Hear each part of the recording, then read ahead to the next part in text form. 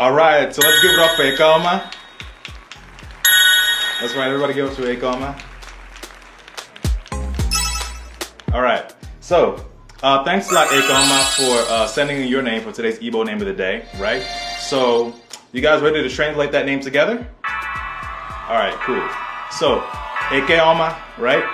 So, Eke means something, Eke is like something you made, or, I think this is kind of one of those words that could have like different meanings depending on the tonality and stuff, but